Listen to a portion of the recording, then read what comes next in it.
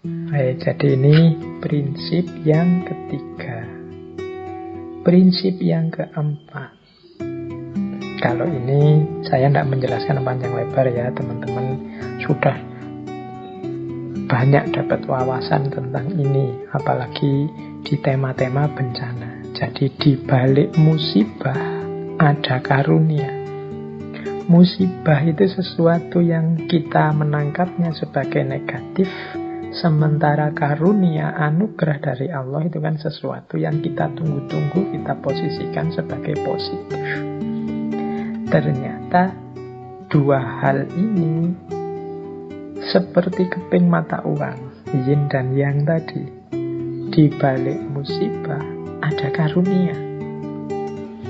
Kita diberi pandemi ini, sebenarnya hikmahnya, manfaatnya banyak luar biasa, kecuali yang tidak mau membaca dan memanfaatkan momen pandemi ini dengan segala dinamikanya.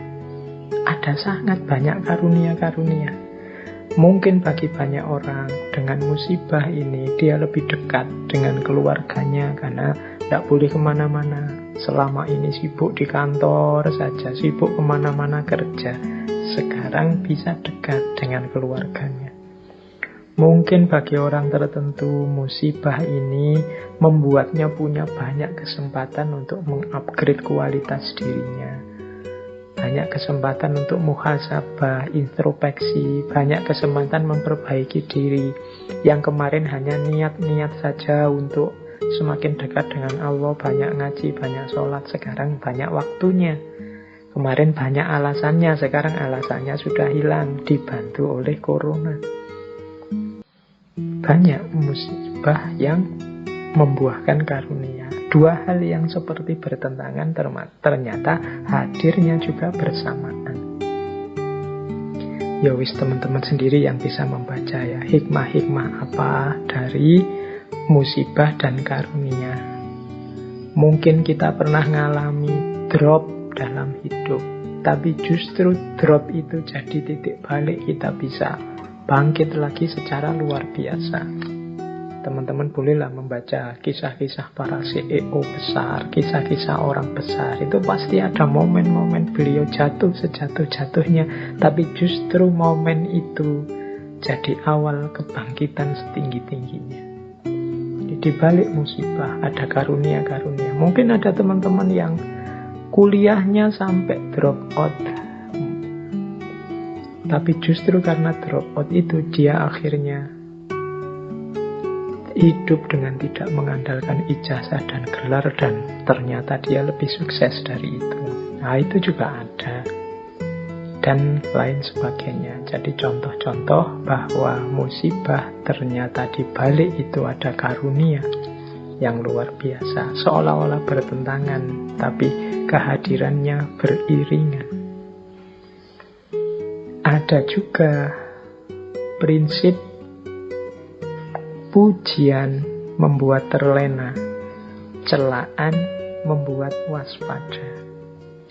Pujian ini positif, celaan itu negatif.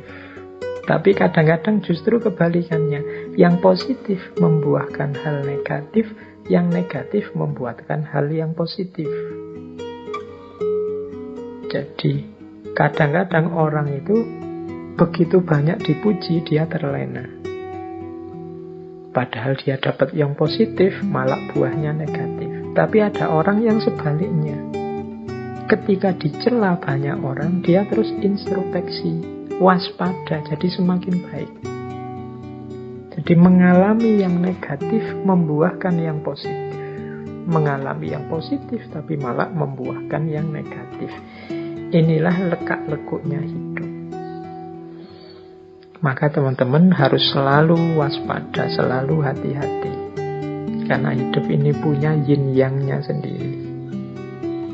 Kalau sering dipuji orang, pujian itu tidak menambah apapun pada kualitas kita. Tapi sangat mungkin justru membuat kita terlena dan tergelincir. Celaan juga begitu. Celaan itu kalau kita memang baik dan dicela orang, celaan itu tidak mengubah yang baik jadi jelek. Dan kalau kita jelek dan dicela orang juga, yang jelek tetap jelek, tidak jadi baik karena dicela.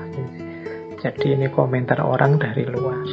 Celaan itu kita posisikan negatif, pujian kita posisikan positif. Padahal kadang-kadang justru dengan celaan itu kita jadi terpacu untuk semakin baik. Sementara ketika dipuji orang, kita merasa sudah besar, sudah baik, sudah tinggi, sudah penting. Akhirnya kita terlena.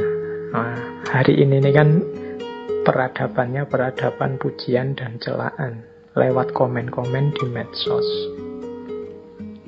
Kita harus selalu waspada. Kita misalnya posting apa yang kelihatannya positif, bagus, terus yang like banyak, yang komen positif banyak, terus kita senang, terus kita bangga, kita merasa sudah besar, kita merasa sudah tinggi. Akhirnya justru kita mandek, wong merasa sudah besar. Akhirnya justru kita tergelincir. Sebaliknya kadang kita dikomentari jelek, kadang kita tidak dianggap, membuat kita terpacu untuk berkarya terus, lebih baik terus, dan sebagainya. Maka penting kita hati-hati, karena hidup ini ada yin ada yang, ada pasangan-pasangan positif dan negatif. Yang positif pujian, ternyata ada pasangan sebaliknya, keterlenaan, ketidakwaspadaan. Yang negatif celaan, ternyata ada pasangan sebaliknya, keterpacuan, semangat untuk lebih baik.